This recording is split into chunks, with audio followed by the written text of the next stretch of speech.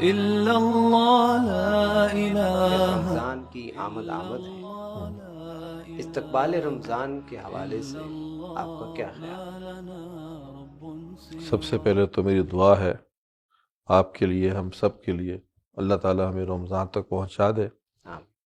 اور اس کی ساری برکتیں فضیلتیں ہماری جھولیوں میں ڈال دے۔ میں استقبال رمضان کے حوالے سے سب سے پہلے تو کچھ خاص باتیں عرض کروں گا۔ نمبر 1، رمضان کے اندر جو ایوائڈ کرنے والی چیز ہے سب سے زیادہ وہ شاپنگ ہے۔ شاپنگ پہلے ختم کر لے۔ رمضان کے اتنے قیمتی لمحے بازاروں میں نہ گزاریں۔ کوشش کریں کہ پہلے اپنے کام کروا لیں، مرد و خواتین کر گزرے، جس نے شاپنگ کرنی ہے وہ کر لے۔ دوسرا مشورہ میرا یہ ہے کہ رمضان میں ہر دفعے نئے جوڑا پہننا فرض تو نہیں ہے۔ اس مرتبہ اس رمضان میں کسی اور کو بھی نیا جوڑا لے کے دینا اپنا ہدف بنائیں۔ یعنی آپ عید کی بات کریں؟ جی، عید کی بات کریں۔ تیسری چیز میں رمضان میں دیکھتا ہوں کہ لوگ عبادات سے زیادہ افطار پارٹیز پہ زور رکھتے ہیں۔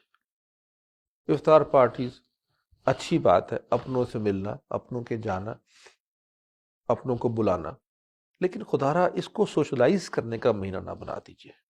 اس مہینے میں عبادت پہ فوکس کریں، تعلقات بھی لوگوں سے بنائیں، محبتیں بڑھائیں، کدورتیں دور کریں، ناراضگیاں ختم کریں، لیکن یہ سارا کا سارا وقت افطار پارٹیز میں اور خاص طور پہ آخری عشرے کی پارٹیز میں یہ لوز نہ کہیں کر دے، جیسے کہ پورا رمضان ایک پارٹی سیزن بن جائے۔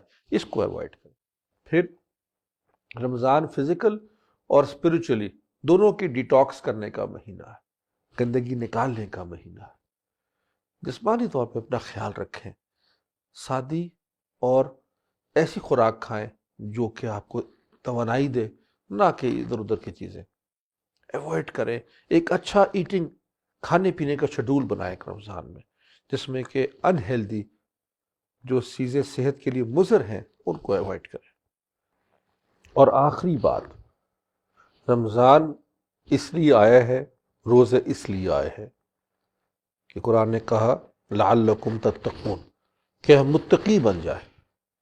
اس رمضان میں یہ عزم کریں، اپنی یہ دعاؤں، عبادات، نوافل کے ذریعے سے رمضان جائے گا۔ جب رمضان اس وقت تک انشاءاللہ میں اللہ کے اور قریب ہو جاؤں گا، اپنے محنت سے اللہ کی اور محبت میں آ کے نکلوں گا۔ یہ وزن بنائیں، یہ عزم بنائیں، یہ مقصد بنائیں رمضان کا، اور پورے زور کے ساتھ، پورے فوکس کے ساتھ اس کام کو شروع کریں، تاکہ یہ رمضان آپ کے لیے صحیح معنی میں ببرکت بن جائے۔ اللہ تعالیٰ اس رمضان کو بابرکت بنائے آپ کے لیے، ہم سب کے لیے، اور میں دعا کرتا ہوں کہ ان کے لیے بھی جو ابھی ایمان سے منور نہیں ہو سکے، اللہ ان کے لیے بھی بابرکت بنا دے۔ آمین۔